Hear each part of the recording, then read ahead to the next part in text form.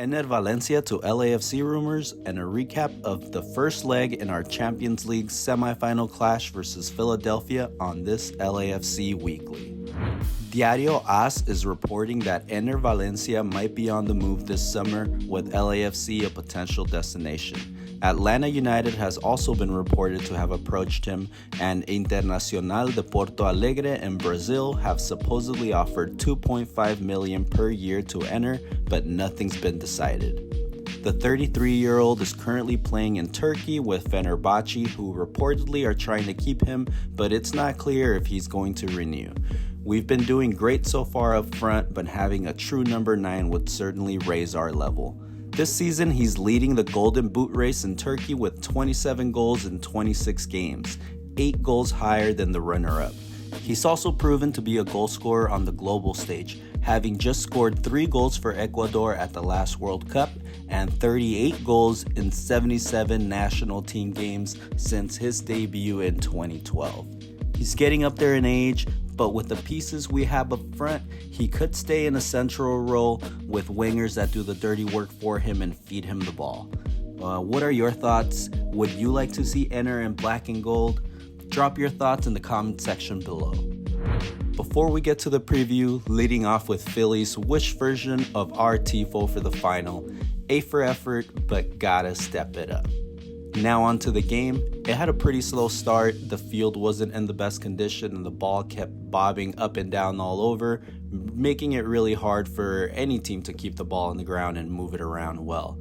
Philly was aggressive to start, and we couldn't get out of pressure effectively. It felt like they were on top of us, but they had virtually no good chances in that first 25-minute run. It took those 25 minutes for the first real chance of the game created off a turnover with a quick break by Bouanga.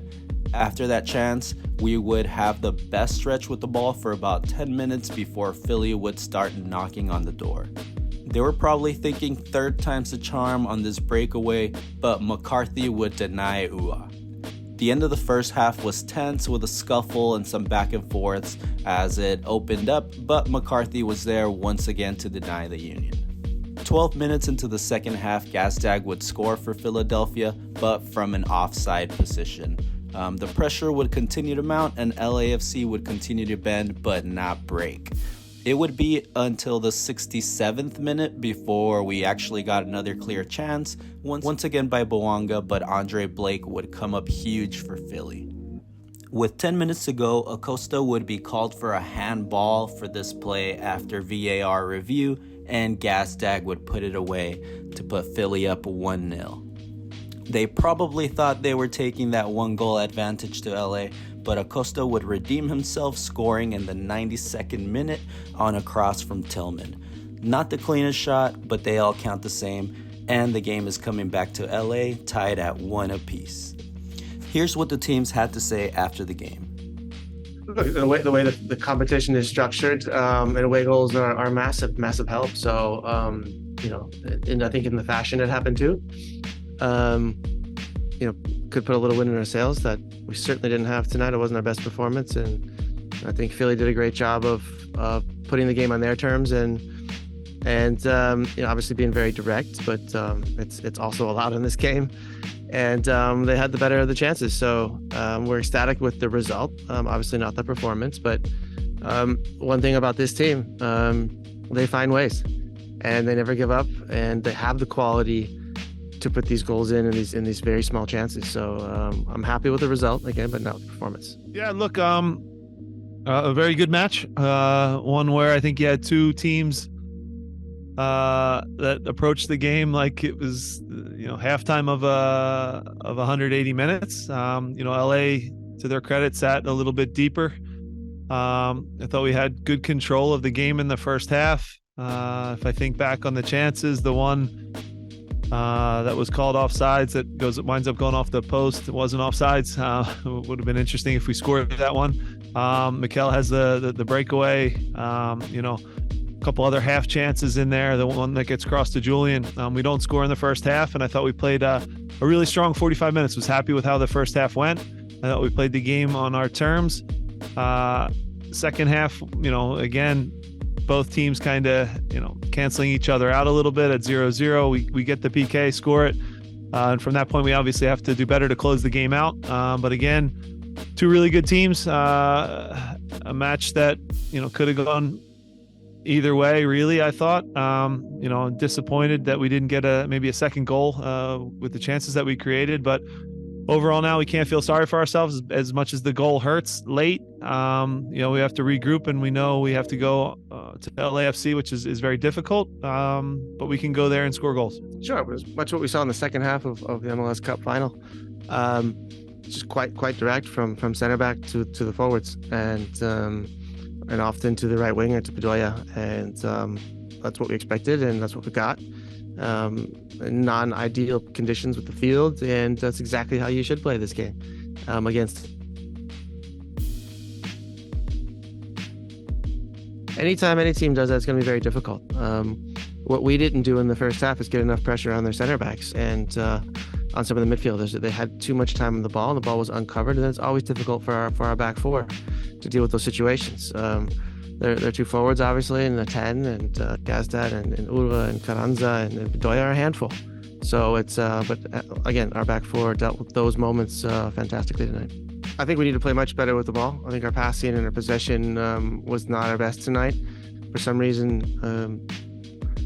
we lacked a little composure on the ball. And I think if we can add that element to our game, bring the same fight, bring the same intensity, then I can think we can come out on top and we'll create more chances to score.